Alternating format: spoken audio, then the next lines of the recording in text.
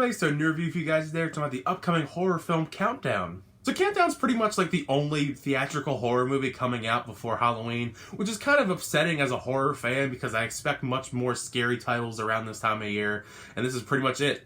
But yeah, it's pretty much about a killer app. You download the app, and then the app shows you how much time you have left on your life expectancy. And this nurse downloads the app, and it tells her she only has 3 days left to live. So the clock is ticking, and this figure is haunting her, so she must find a way to save her life before that time runs out. First, right off the bat, the film does remind me a lot of One Missed Call and also The Ring with the time aspect in the phone, except for now we're in 2019, so it's all about apps, so it's a killer app, which in it itself just sounds like a ridiculous concept for a horror film. Something I found really funny is that the app, actually when they show it before they download it, has 3.6 out of 5 stars, which means that like a lot of people really don't recommend this app, which makes sense because it kills you.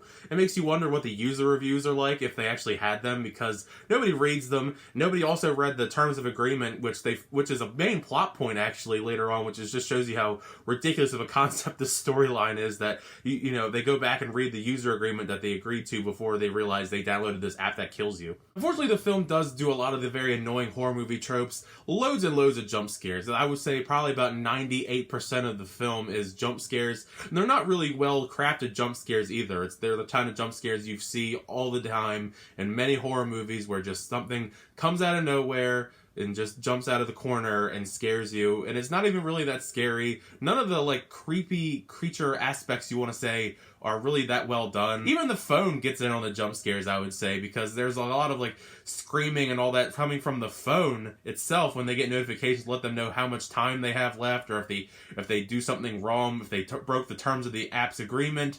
It's just all ludicrous. Some of the actors are trying their best with the really poor script that they're given. Elizabeth Lail is pretty much the main lead for the film, and she's actually not that bad as far as everyone else is concerned. I'm pretty sure like everyone else is pretty bad except Tom Segura. For some reason, the comedian Tom Segura is in this movie as this kind of tech wizard dude.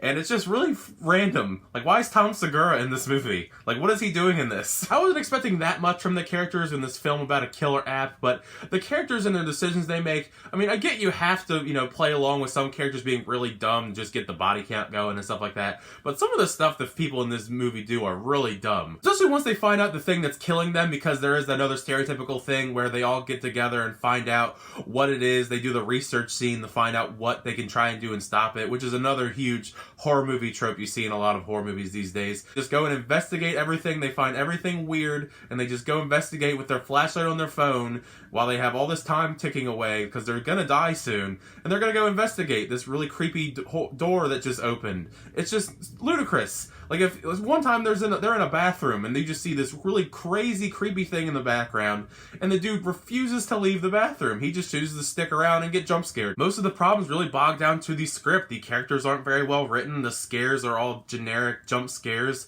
It's just a very bland, generic, stereotypical movie. Very predictable. You know where everything's going to lead. There's really no twists or turns or surprises the entire time. It's a very short movie. It's literally like 90 minutes long with credits probably, so it's probably even shorter than that. There's like a little mid-credit stinger that I don't think you really need to stick around for. I mean, it doesn't really do too much, but the film does have the audacity to tease a sequel, which honestly, I probably expect it'll come in some form, just because most of these PG-13 horror movies, especially because it's coming out right around Halloween time, it'll probably make a fair amount of money. I hope it doesn't, because I didn't think it was that great, but I'm sure it will. And, you know, PG-13 right around Halloween time, I'm almost guaranteeing it's going to make back the budget. I don't know what the budget for this film was. It was probably pretty low. Like, it wasn't like a very special effects heavy horror film, so it was probably really, really cheap. I don't recommend seeing Countdown, ever, probably. It's not in my top 10 worst films of the year or anything. It's just a really bland, generic horror film. There's so many other horror films you can enjoy from yesteryear instead of this film. It's just very bland. But those are just my thoughts on Countdown. It comes out next Friday if you want to check it out.